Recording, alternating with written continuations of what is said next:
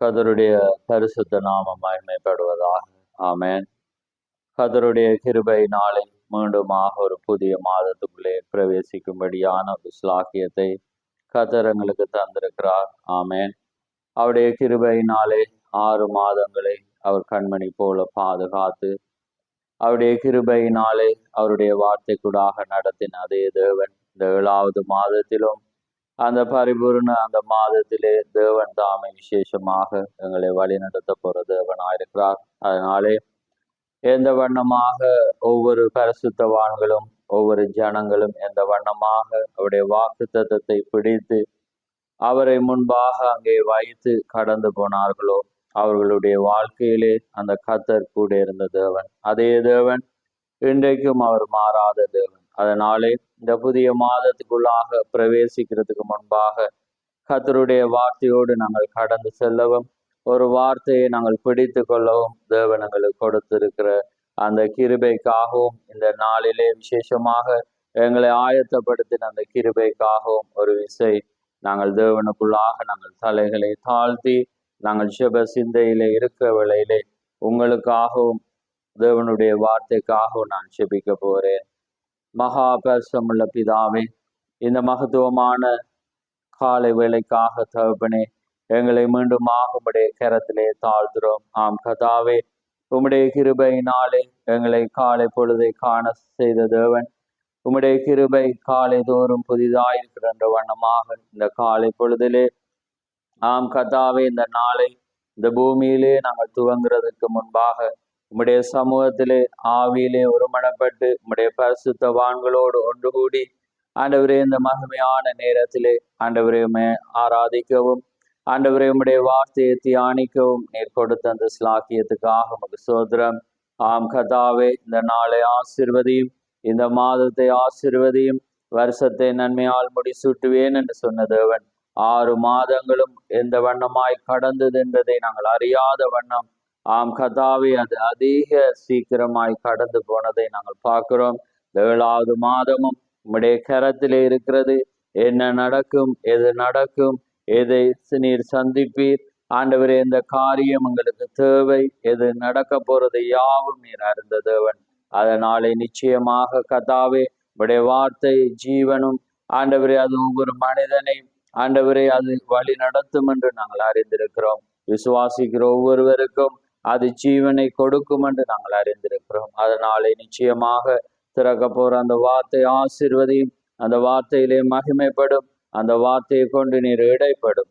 அருமையான பொழுதிலே ஆண்டவரே இந்த சூமு கூடாக இணைக்கப்பட்டு ஆண்டவரே ஒவ்வொரு இடத்திலும் உடைய வார்த்தையை கேட்க தாகமாயிருக்கிற ஒவ்வொரு பிள்ளைகளையும் இனிமேல் இந்த செய்தியை கேட்டு ஆண்டவரே இந்த தாகம் தீர்க்கப்பட போற ஒவ்வொரு பிள்ளைகளை நீர் ஆசீர்வதியும். அருமையான நேரத்திலே வேத பகுதி ஆசீர்வதியும். இந்த மாதத்திலே ஒவ்வொருவரோடும் உடைய கிருபை கூட இருக்கட்டும்.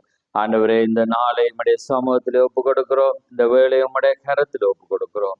யாவை உம்முடைய சமூகத்திலே தாழ்த்தி இயேசு கிறிஸ்துவின் நாமத்தில் கேட்கிறோம்.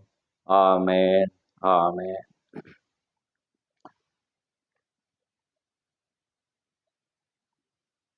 நாங்கள் நின்ற வண்ணமாகவே ஆதியாகமம் 22ஆம் அதிகாரத்துக்கு நாங்கள் திருப்புவோம்.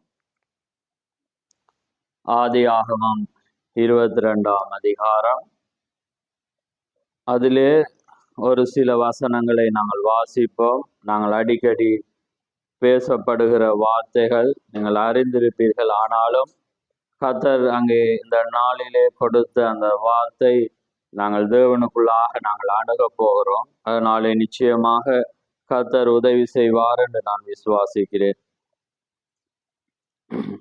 14வது வசனத்தை நான் வாசிக்கிறேன். ஆபிரகாம் அந்த இடத்துக்கு யெகோவா ஈரே என்று பெயரிட்டான். அதனாலே கர்த்தருடைய பர்வதத்திலே பார்த்து கொள்ளப்படும் என்று இந்நாள் வரைக்கும் சொல்லப்பட்டு வருகிறது. 18ஆம் வசனம், நீ என் சொல்லுக்கு கீழ்ப்படிந்தபடியினால் உன் சந்ததிக்குள் பூமியில் உள்ள சகல ஜாதிகளும் ஆசீர்வதிக்கப்படும் என்று என் பேரிலே ஆணையிட்டேன் என்று கர்த்தர் சொல்லுகிறார் என்றார். ஆமென். யாவரும் அமர்ந்திருங்கள். கர்த்தருடைய பரிசுத்த நாமம் மகிமைப்படுவதாக. 14ஆம் வசனத்திலிருந்து நான் ஒரு பொருளை அங்கே பேச விரும்புகிறேன். கர்த்தருடைய பர்வதத்திலே பார்த்து கொள்ளப்படும். ஆமேன். கர்த்தருடைய பர்வதத்திலே அது பார்த்து கொள்ளப்படும். யெகோவா ஈரே என்றால் கர்த்தருடைய பர்வதத்திலே அது பார்த்து கொள்ளப்படும். ஆமேன். அப்படியானால் நிச்சயமாக தேவன் இந்த நாளிலே நீங்கள் தேவனுக்குள்ளாக விசுவாசத்தோடு வாக்குத்தத்தத்தோடு நடைபெறாத ஒவ்வொரு காரியங்களுக்காக நிற்கும் போது நிச்சயமாக அது கர்த்தருடைய பர்வதத்திலே அது பார்த்து கொள்ளப்படும். ஆமேன். இதிலே நாங்கள் வினோதமான பொருளை நாங்கள் அணுக போகிறோம். ஏனென்றால் தேவனுக்குள்ளாக ஒரு பரிபூர்ண சித்தம் இருக்கிறது. தேவன் தருகிற சித்தங்கள், தேவன் தருகிற நன்மை இருக்கிறது. அதே நேரம் நாங்கள் இதுதான் என்று நாங்கள் பெற்றுக்கொள்ளுகிற நன்மைகளும் அது இருக்கிறது. ஆனால் தேவனுடைய சிந்தை என்ன வண்ணமாக இருக்கிறது, தேவன் எதை எங்களுக்கு வாக்குத்தத்தம் பண்ணியிருக்கிறார், எதை கொடுப்பார் என்பதை நாங்கள் அறிந்திருக்கிறோம். அது அவரிடத்திலே வரும்போதுதான் அது பரிபூர்ண ஆசீர்வாதத்தை கொண்டு வருகிறதா இருக்கும். ஆமேன். அப்படி இல்லாமல் பல வழிகளிலே நாங்கள் பெற்றுக்கொள்ளலாம். ஆனால் தேவன் ஒரு வழியை வைத்திருக்கிறார். அந்த வழியிலே நாங்கள் வரும்போது அவர் எதற்கூடாக அவர் தருவேன் என்றாரோ அதற்கூடாகவே அவர் தருகிற தேவனுமாயிருக்கிறார். ஆமேன். நீங்கள் பார்க்கிற வேளையிலே இது எதனால் இந்த வார்த்தை சொல்லப்பட்டது என்பதை நாங்கள் பலமுறை பார்த்திருக்கிறோம், நீங்கள் அறிந்திருக்கிறீர்கள். ஆமேன். தன்னுடைய பிள்ளை ஒரே குமாரனை அவன் பலியிட வந்த வேளையிலே தான் தேவன் அதை நிறுத்தென்று சொல்லி அதிலே அவன் என்ன செய்கிறான், அங்கே கடந்து போகிறான். அதுக்கு பிற்பாடுதான் அங்கே தேவன் என்ன செய்கிறார் என்றால் அந்த ஆட்டை கொடுத்த பிற்பாடு அங்கே ஆபிரகாம் அந்த இடத்துக்கு யெகோவா ஈரே, ஏனென்றால் தனக்கான அங்கே காரியங்களை அவர் செய்த வேளையிலே அவன் என்ன செய்கிறான், அந்த இடத்துக்கு அந்த பேரை வைக்கிறதை நாங்கள் பார்க்கிறோம். அதுக்கு முன்பாக தேவன் அவனுடைய வாழ்க்கையிலே அந்த ஆசீர்வாதத்தை கொண்டு வர்றதற்காக அநேக தடைகள் இருந்தது. அந்த பரிபூர்ண காரியத்திலே சித்தத்திலே வராதபடி அவனுக்கு அவனுடைய மனைவி அங்கே இடரலாய் இருந்தாள் என்பதையும் நாங்கள் பார்த்தோம். அதன் நிமித்தம் தேவன் அந்த காரியத்தை தடை பண்ணி கடைசியாக தேவன் எதற்கூடாக ஒரு வாக்குத்தத்தத்தை அவர் தருவேன் என்றாரோ அதற்கூடாகவே அவர் ஆசீர்வதித்த தேவனாயிருக்கிறார். ஆமேன். ஏனென்றால் அங்கே தேவன் ஒரு வார்த்தையை ஏற்கனவே 25 வருடங்களுக்கு முன்பாக கொடுக்கிற வேளையிலே இது குடும்பங்களுக்கு ஒரு பிரயோஜனமாயிருக்கும், அது இருவர் ஒருமனப்படுகிறதற்கு ஒரு காரியமாயிருக்கும். ஏனென்றால் இந்த வாழ்க்கை எங்களுடைய வாழ்க்கையோடு நாங்கள் ஒப்பிட்டு பார்க்க போறோம். அதாவது பாருங்க, தேவன் ஆபிரகாம் சாராளை தேவன் அழைக்கும் போது அவர் சொன்னார், உங்களுக்கூடாக தான் தேவன் அங்கே என்ன செய்வேன், இதை நான் ஆசீர்வதிப்பேன், அந்த குமாரனுக்கூடாக தான் பூமியில் உள்ள வம்சங்கள் எல்லாம் என்ன செய்யப்படும், ஆசீர்வதிக்கப்படும், ஒவ்வொரு காரியத்தையும் தேவன் ஆசீர்வதிப்பதாக. ஆனா பாருங்க, இதை தான் அநேகர் தவற விடுகிறத நாங்க பார்க்கிறோம். என்ன பாருங்க, இதுல காலமான ஒரு காரியத்தை தான் நான் இப்ப கொண்டு வர விரும்புகிறேன். பாருங்க, அங்க என்ன நடக்கிறது, நீங்க 16ஆம் அதிகாரத்துல நீங்க வாசிக்கும் போது பாத்தீங்கன்னா ஆகார அவன் என்ன கொண்டு வர்றா, சாரால் அங்கே கொண்டு வரும்போது அவர் சொல்றார், கர்த்தர் சொன்ன இந்த வார்த்தை, இந்த வாக்குத்தத்தம் உன்னாலே இந்த காரியம் என்ன செய்யப்படும், கட்டப்படும் என்று அவர் ஒரு வார்த்தையை சொல்றார். ஆனா தேவன் என்ன செய்தார் என்றால் இந்த இருவருக்கூடாக தான் நான் கொண்டு வருவேன் என்று அவர் வாக்கு கொடுத்திருந்தார். இது நாங்க அடிக்கடி பார்க்கிறோம். ஆனா நான் பாயிண்ட்டுக்கு நான் வரப்போறேன். இது வாக்குத்தத்த ஆராதனை சிறிதாக நாங்கள் கொண்டு வர வேண்டும். அப்ப பாருங்க, தேவன் ஆபிராம் அங்கே சாராள், இந்த இருவருக்கூடாக தான் தேவன் என்ன செய்தார், அந்த வித்தை கொண்டு வருவதாக அங்கே இருந்தார். ஆனா பாருங்க, ஆகார் அங்கே கொண்டு வரும்போது இதுல நீங்க கவனிக்க வேண்டிய காரியம் பாருங்க, அந்த ஆகார் அவள் என்ன செய்கிறாள், ஒரு அடிமை பெண். அதே நேரம் ஆபிரகாமுடைய மனைவி அல்ல. அப்ப பாருங்க, அவள் என்ன செய்யறாண்டா, அவளுக்குள்ளாக வர்ற அந்த நன்மையை தான் அவள் எனக்கு தருவாள் என்றும் அதற்கூடாக ஒரு நன்மை வரும் என்று சாராள் அங்கே நினைக்கிறார். ஆனா தேவன் என்ன செய்தாரண்டா அங்கே இருவர் கூடாக தான் அதை கொண்டு வருவேன் என்று அவர் வாக்குத்தத்தம் பண்ணினார். ஏனென்றா இருவரும் அங்கே தீக்கர்ஸ் என்ன சொல்றாருண்டா தேவன் அவர்கள் ஆபிராம் சாராள் இவர்கள் தான் என்ன முன்குறிக்கப்பட்ட அங்கே தேவனுடைய ஒரு காரியமா இருந்தது. அப்ப அதை நாங்க பார்க்க போறோம். எப்படியுமே பெண்கள் யாரா இருக்கிறாங்க, சபைக்கு ஒரு அடையாளமா இருக்கிறாங்க. இப்ப இன்னைக்கு இதை நாங்க ஸ்தாபனத்தோடும் மற்ற சபைகளோடு நாங்க ஒப்பிட்டு பார்க்கலாம். அப்ப பாருங்க, ஆபிராமனுடைய வித்து, ஆனா தேவன் அது அங்கே அவனுக்கூடாக அதை ஆசீர்வதிப்பேன் என்று சொல்லு. அப்ப தீக்கர்ஸ் என்ன சொல்றாருன்னா அவருக்கு ஒரு நிலம் தேவைப்பட்டது.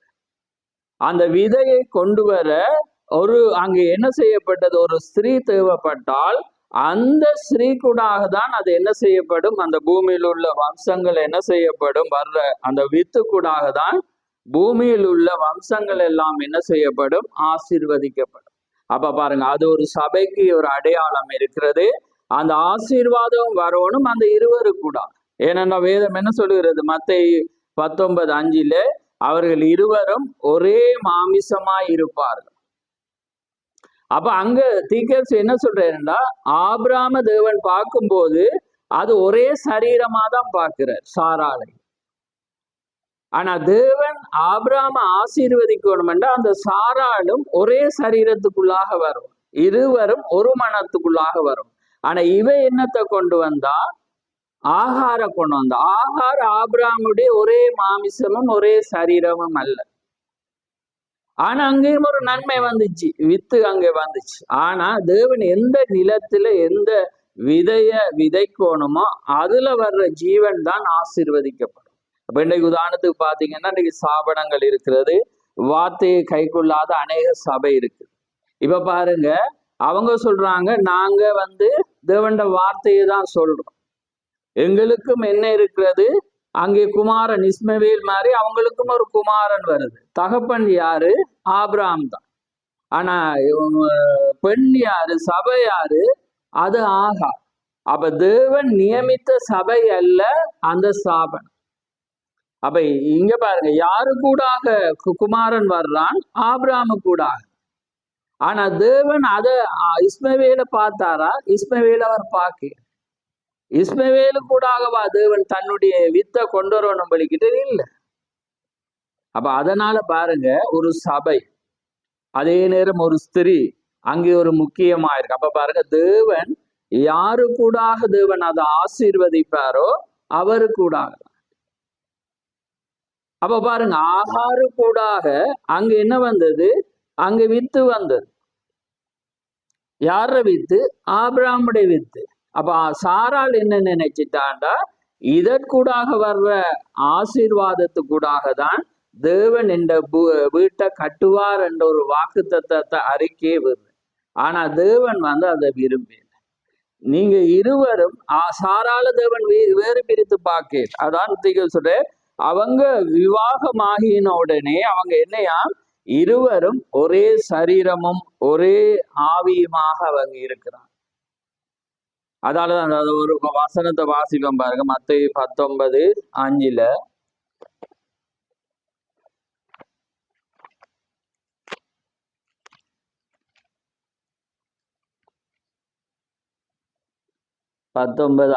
பாருங்க, இது நிமித்தம் பாருங்க, புருஷனானவன் தன் தகப்பனையும் தாயும் விட்டு தன் மனைவியோடு இசைந்திருப்பான், அவர்கள் இருவரும் ஒரே மாமிசமாயிருப்பார். அப்ப பாருங்க, ஆபிராமும் சாராளும் தான் இருவரும் யாரு, ஒரே மாமிசம். ஆகார் என்ன செய்யப்பட்டது, அடிமை பெண், அவ கொண்டு வரப்பட்டா. என்ன நடந்தது, சேர்ந்தாங்க, பிள்ளை வந்தது. ஆனா தேவன் யாரு கூடாக வாக்குத்தத்தம் பண்ணியிருந்து அந்த இருவரும் ஒரே மாமிசத்துக்குள்ளாக. அப்ப அதான் தீக்கர் சொல்றேன் பாருங்க, வேதம் இன்னொரு வார்த்தை நாங்க வாசிப்போம். மத்தேயு 18:19 18:19 பாருங்க.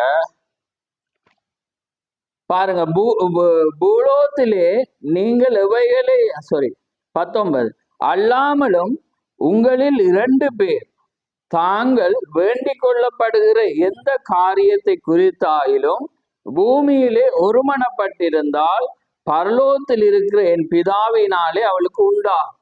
என்னையா இப்ப இருவரும் ஒருமனப்பட்டார். அப்ப தேவன் எதை வாக்குத்தத்தம் பண்ணினார்?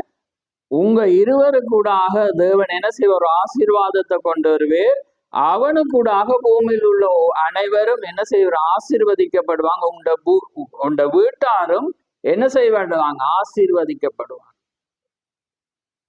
அப்ப யார் சேரணும்? ஆபிரகாமோட உண்டாக சாரால் தான் வரும். அப்ப இப்ப சாரால் என்ன நினைக்கிறாள்னா, ஆகாரு கூடாக ஒரு ஆசீர்வாதத்தை கொண்டு வந்து எந்த வீடு கட்டப்படணும் என்று நினைச்சான்.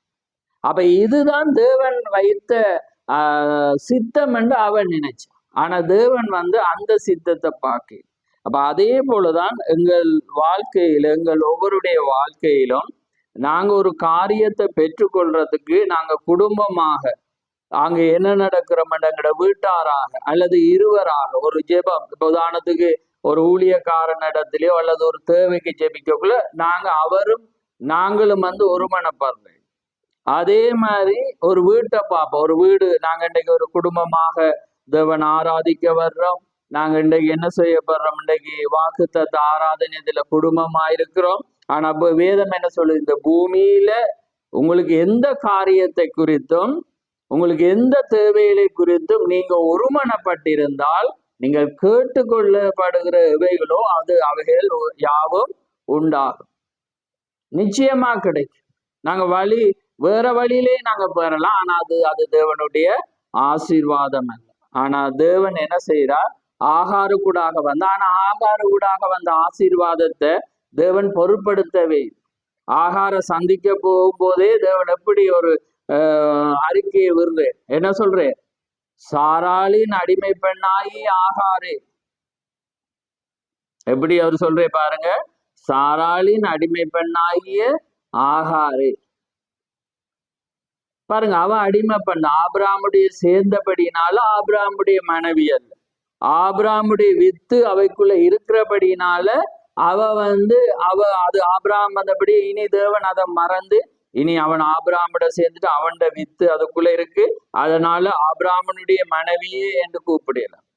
அவர் அப்பையும் எப்படி கூப்பிடுறாருன்னா, சாராளின் அடிமை பெண்ணாகி ஆகார் எங்கிருந்து வருகிறாய், எங்கே போகிறாய் என்று அவர் என்ன செய்யறாரு கேட்குது. பாருங்க அவரோட ஸ்டேட்மெண்ட். ஏனென்றா திகசுட அவன் ஒரு பொருட்பே படுத்து, ஆனா அவனுக்கூடாக அது வந்தபடினால அவர் ஆசீர்வாதத்தை மட்டும்தான் கொடுத்து. அப்ப இப்ப பாருங்க எவ்வளோ ஒரு காரியம் செய்தி எங்களுக்கு வருது. இன்னைக்கு சாபனம் என்ன சொல்லுது? நாங்க தேவன் ஆராதிக்கிறோம். ஆனா தேவன் அந்த வைத்த சித்தம் அவங்ககிட்ட இல்லை. அவங்க தேவனுடைய வார்த்தையின்படி அவங்க என்ன இல்லை, சபையை நடத்துற இல்லை. அப்ப பாருங்க, அது கூடாக பிறக்கிற ஒரு குழந்தை தேவன் வாக்கு தத்துவத்துக்கு வரலாமா? சிந்திச்சு பாரு, வரவே முடியாது. அதான் திகசுடே ஒரு காரியமானது எப்படி ஒரு பெண்ணோ ஒரு ஆணோ சபை தேவனுடைய வார்த்தையின்படி கட்டப்படுறாங்களோ, அதே போல தேவன் வாசம் பண்ணுகிற இடமும் வார்த்தையினால கட்டப்படும். அந்த கட்டப்பட்ட இடத்திலிருந்து தான் ஒரு குமாரன் வர முடியும். ஏன்னா மணவாளனாகிய அவரும் மணவாட்டியாகிய அந்த சபையும் வார்த்தையும் சந்திக்கணும். ஏன்னா இருவரும் ஒருவராயிருக்கிறாங்க. அப்ப அதான் வேதத்தை, இனி இருவரும் இருவராயிராமல் ஒருவராயும் ஒரே மாமிசமாயும் இருப்பார். அப்ப அங்க தேவன் பார்க்கக்குள்ள அந்த தேவனும் சபையும் உண்டாகிறான். அதே போலதான் நாங்க குடும்பத்துல பார்க்கக்குள்ள கணவன் ஒரு வழி, மனைவி ஒரு வழியில இருந்தா தேவன் அந்த குடும்பத்துக்கு வைத்த ஆசீர்வாதம் கிடைக்கும். ஏன்னா அங்க இருவரும் ஒன்றாக இணைஞ்சிட்டு பெறையில. அப்ப ஆகார் என்ன செய்யற? ஆகாரு ஆபிரகாமோட இணைக்கிறா. ஆனா பிரயோசனம் இல்லை, வந்துச்சு. ஆனா அது வாக்கு தத்துவத்துக்கு வர முடியாது. அதனால அவங்களோட வீடு கட்டப்படையலாம். அதற்கூடாக என்ன செய்யலாம்? அது பூமியின் வம்சங்கள் ஆசீர்வதிக்கப்படையலாம். ஆனா வந்துச்சு. ஆனா அது என்ன சாதாரண தேவன் பார்த்த பார்வையில் அதனால அந்த வீடு கட்டப்படவும் இல்லை, பூமியும் ஆசீர்வதிக்கப்படும். ஆனா இருவரும் அங்க சேரப்படும் போது தேவன் அங்க ஆசீர்வதிக்கிறேன். ஏன்னா இருவர் ஒருவர் அல்ல. அதான் திகசுடே தேவன் சாரால வேற பார்க்க, அவங்க இருவரையும் ஒண்டாதான் ஒண்டா வரணும். அப்பதான் அது ஆசீர்வதிக்கப்படும். அப்ப அதே போலதான் இன்றைக்கு ஒவ்வொருடைய குடும்ப வாழ்க்கையிலும் தேவனுடைய ஆசீர்வாதம், தேவன் வைத்த பரிபூரணம், தேவன் உங்களுக்கு வைத்த காரியம் வரணும்டா அவர் சொல்லிட்டு, பூமியில நீங்க எதை கேட்டா இருவர் ஒருமனப்பட்டு நீங்க எதை கேட்டாலும் நான் என்ன செய்வேன், தருவேன். அதான் ஆமோஸ் சொல்றான். இது இது அவன் என்ன சொல்றான், 2 பேர் ஒருமித்து ஒருமனப்பட்டிருந்தால் ஒழிய ஒருமைத்து நடந்து போகலாமா? பாருங்க, இருவர் ஒருமனப்படாட்டி ஒரு நாளும் நடந்து போக முடியாது. அப்ப அதே போலதான் ஆவிக்குரிய வாழ்க்கையில இருவரும் ஒருமனப்பட வேணும். அப்பதான் என்ன செய்யப்படும்டா, இந்த காரியங்கள் எல்லாமே அது வாய்க்கப்படும். அதான் அங்கே அவன் என்ன சொல்றான், அந்த இடத்துக்கு கர்த்தர் அதை பார்த்து கொள்ளுவார். கர்த்தருடைய பர்வதத்திலே அது என்ன செய்யப்படுமா, பார்த்து கொள்ளப்படும். அதனாலதான் அவன் என்ன செய்யறான், யெகோவா ஈரே என்று அந்த வார்த்தையை அங்க வைக்கிறான். பாருங்க, அப்ப அதே போலதான் அந்த காரியத்திலே நடக்க. அதான் பாருங்க, திகசுரா அங்க 100 வயதாயிடுச்சு, அது முடியாது. ஆனா அது கர்த்தருடைய பர்வதத்திலே அது என்ன செய்யப்படும், அது பார்த்து கொள்ளப்படும். அப்ப அதே போல என்ன நடந்துச்சு, அந்த வாக்கு அவர் சொல்ற, நீ என் வாக்குக்கு செய்யப்பட்டு ஒரே பேரான குமாரன் என்றும் பாராமல் அதை நீ செய்தபடினால என்றுட்டு அவர் என்ன செய்யற, தேவன் 2ஆம் முறையும் கர்த்தருடைய துவானத்திலிருந்து ஆபிரகாமை கூப்பிட்டு, நீ உன் புத்திரன் என்றும் உன் ஏகசுதன் என்றும் பாராமல் அவனை ஒப்பு கொடுத்து இந்த காரியத்தை செய்தபடினால் நான் உன்னை ஆசீர்வதிக்கவே ஆசீர்வதித்து உன் சந்ததியை வானத்து நட்சத்திரங்களைப் போலவும் கடற்கரை மலையினை போலவும் பெருகவே பெருக பண்ணுவேன். ஆமேன். என்று உன் சந்ததியார் தங்கள் சத்துருக்களின் வாசலை சுதந்தரித்துக் கொள்வார். பாருங்க, தேவனுக்கு சந்தோஷம். இப்ப தேவனுக்கு தெரியாதா, சோதிச்சு அவன் அறியும். உதாரணத்துக்கு பாருங்க, தேவன் ஒரு மனிதனை சோதிச்சு அறியணும்னு சொல்லுங்க. அவருக்கு தெரியும் இவன் என்ன செய்வான், எது செய்வான். ஆனாலும் அவர் என்ன செய்யறார், அதுல சந்தோஷப்படுற. அதனாலதான் நாங்க யாத்ராமா அல்லது உபாமத்துல பார்க்கக்குள்ள உங்களே நீங்கள் அறியும்படிதான் தேவன் என்ன செய்தாரா, நடத்தி.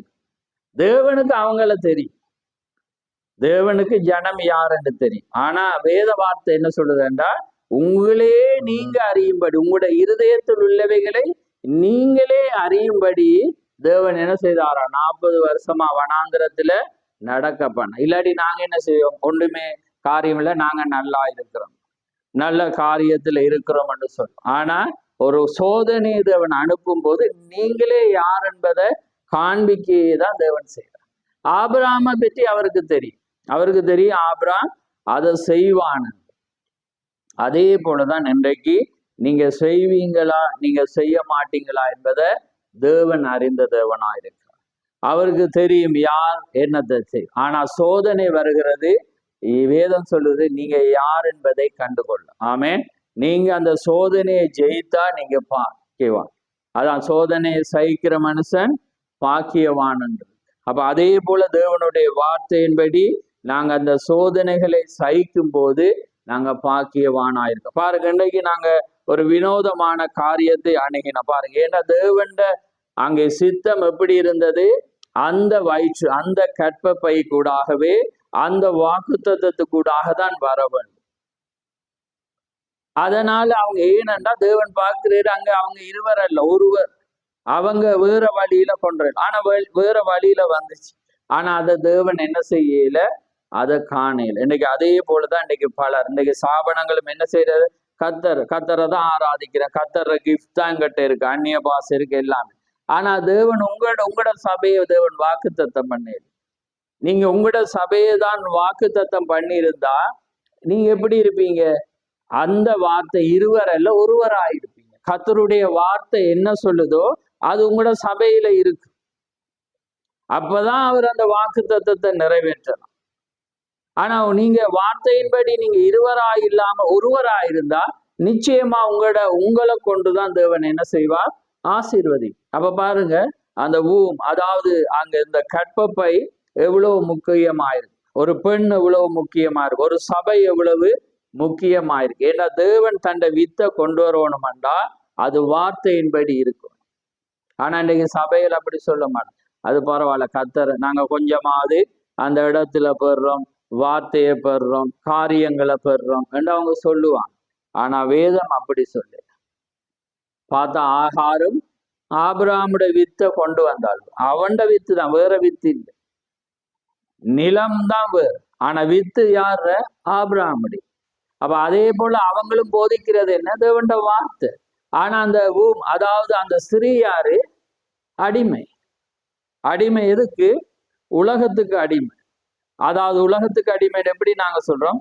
தேவண்ட வார்த்தையை கை கொள்ளாம உலகத்தின் வழக்கத்துல சபை போகுது.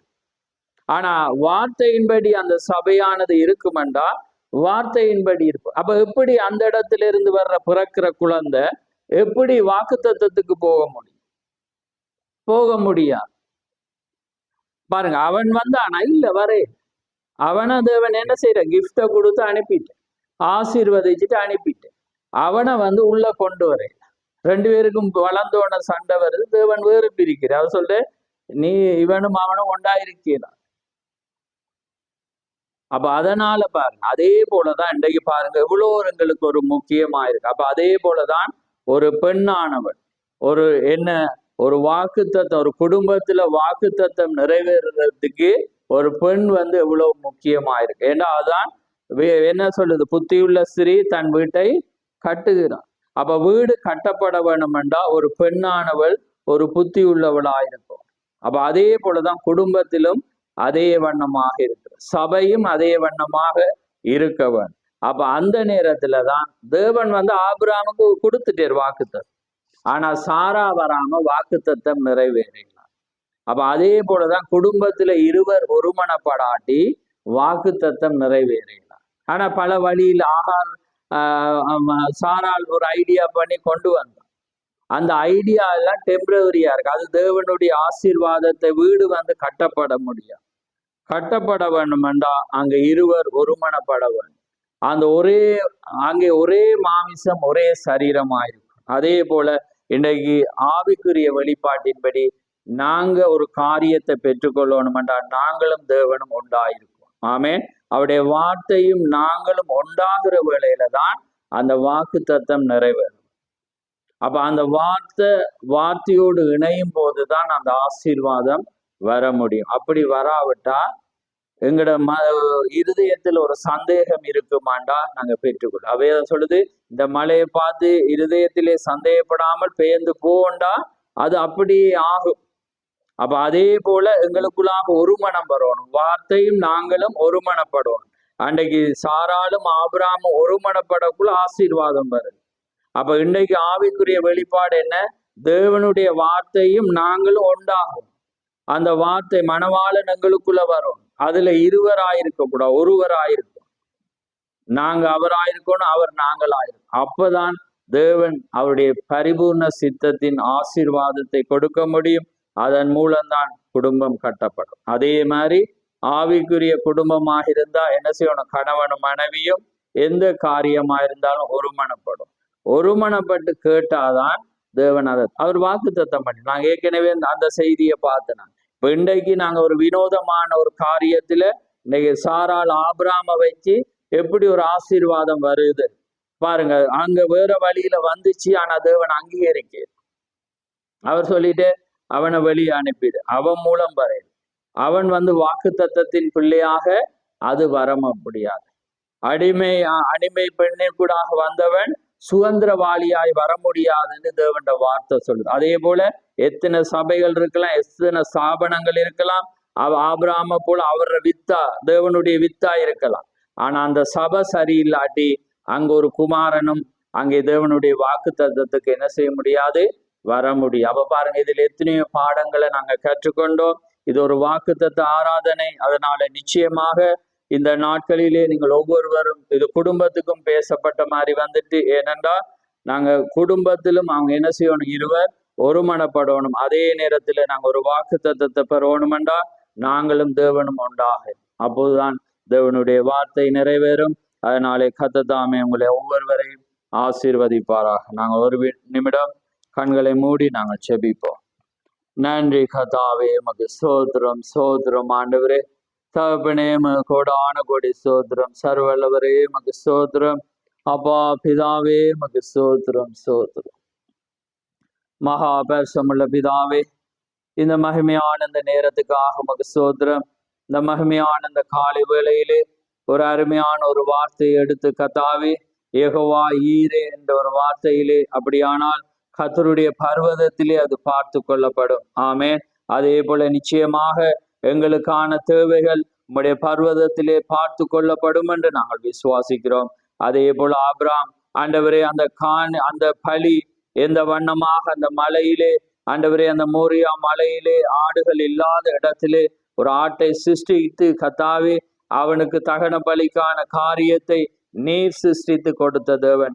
அதனால் தான் சொல்றான், கர்த்தருடைய பர்வதத்திலே அது பார்த்து கொள்ளப்படும். அதே போல கத்தாவே எங்கள் வாழ்க்கையிலே, எங்கள் ஒவ்வொருடைய வாழ்க்கையிலும் அப்படிப்பட்ட தேவைகள் வரும்போது நீர் பார்த்து கொள்வீர் என்ற அந்த நிச்சயம் ஆண்டவரை ஒவ்வொருவருக்கும் இந்த நாளிலே வரவும், இந்த வார்த்தையை படித்து கொண்டு இந்த மாசம் முழுவதும் கடந்து செல்ல நீ செய்ய போற அந்த கிருபைக்காக உமக்கு ஸ்தோத்திரம்.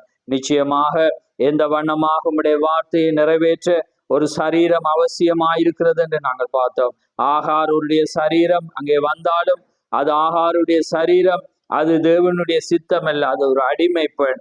ஆனால் சாராளுடைய சரீரமே உமக்கு உகந்ததாயிருந்தது. அதனாலே நீ அவளுக்கூடாக ஆபிரகாமிடத்திலே அவள் வந்த வேளையிலே நீரதை ஆசீர்வதித்த தேவன். அதே போல நிச்சயமாய் கர்த்தாவே இந்த நாட்களிலே குடும்பங்கள் ஒருமனப்படவும், இருவர்கள் ஒருமனப்படவும், உம்முடைய வார்த்தையும் ஒரு மனிதனோடு ஒருமனப்படும் போது நிச்சயமாக யாவும் ஆண்டவரே உம்முடைய சித்தத்துக்குள்ளாக கைகூடி வரும் என்று நாங்கள் விசுவாசிக்கிறோம். இந்த நாளை ஆசீர்வதியும், இந்த ஆராதனை ஆசீர்வதியும், இந்த வாக்குத்தத்தத்தை ஆசீர்வதியும்.